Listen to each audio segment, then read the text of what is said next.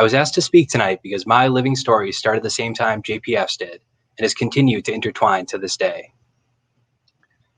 I was in the building the night that Jordan took his own life. I was serving as a sophomore resident assistant, overseeing the floor adjacent to Jordan's. That night, we had just finished our weekly staff meeting when some of his friends came by worried about him.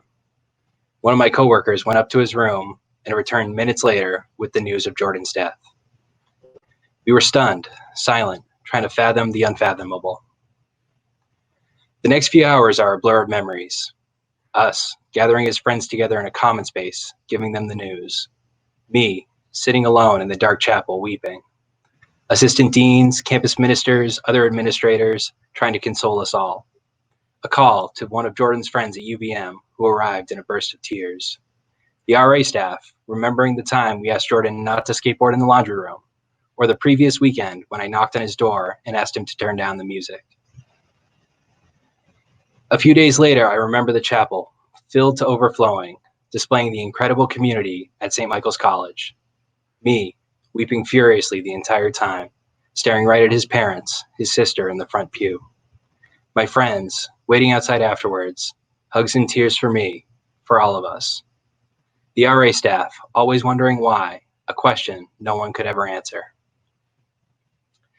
Looking back all these years later, I mostly remember the guilt from that time. The guilt that began to gnaw at me, wondering if I could have done something, if I had missed something, if I had failed in my professional obligation as an RA. That winter, we had even been given special training on suicide prevention. We knew the warning signs. Had we missed something? Had we failed? I didn't know, and I didn't have the words to talk about it. But years later, I had an opportunity to turn that guilt into action, to find purpose in the tragedy. In 2014, I began a career in student affairs, serving as a hall director at Providence College. That year, with the establishment of a campus-wide mental health awareness week, I knew that Fresh Check Day would make the perfect centerpiece for that broader initiative. Thankfully, the committee, many of whom had also lost friends or family to suicide, agreed. The day of our first Fresh Check Day was 4 years, 2 months, and 1 day after Jordan's death. On that day, I began a tradition that has stretched across 5 Fresh Check Days on 2 campuses, 3,000 miles apart. Minutes before we opened the doors of the event to the community, I gathered together all the volunteers. I told them about me, about Jordan, about that night in February. I shared the feelings of confusion, of guilt and failure, of pain and loss that were born that night. Before each Fresh Check Day, I shared with them all my mission, to do my part to make sure no community member has to go through what I did as a college sophomore.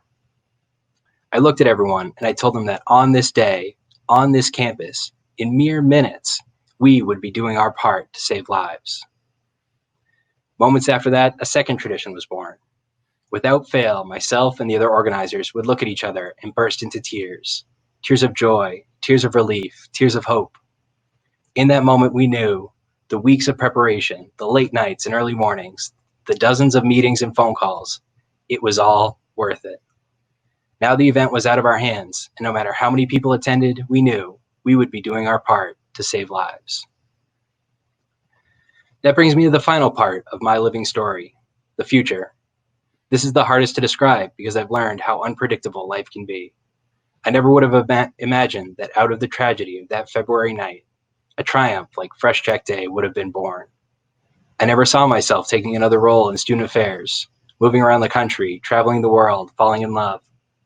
Similarly, I never could have foreseen that a global pandemic would bring our lives to a screeching halt.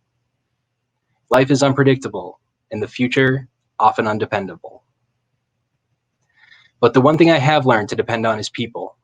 All of us gathered virtually here, the individual stories you will hear tonight, the dozens of other people I've been blessed to collaborate with across the country, all have shown me how bright the future can be.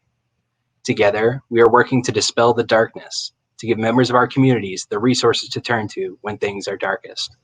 High school and college students are better prepared for life's difficulties, to meet the demands of a complicated world.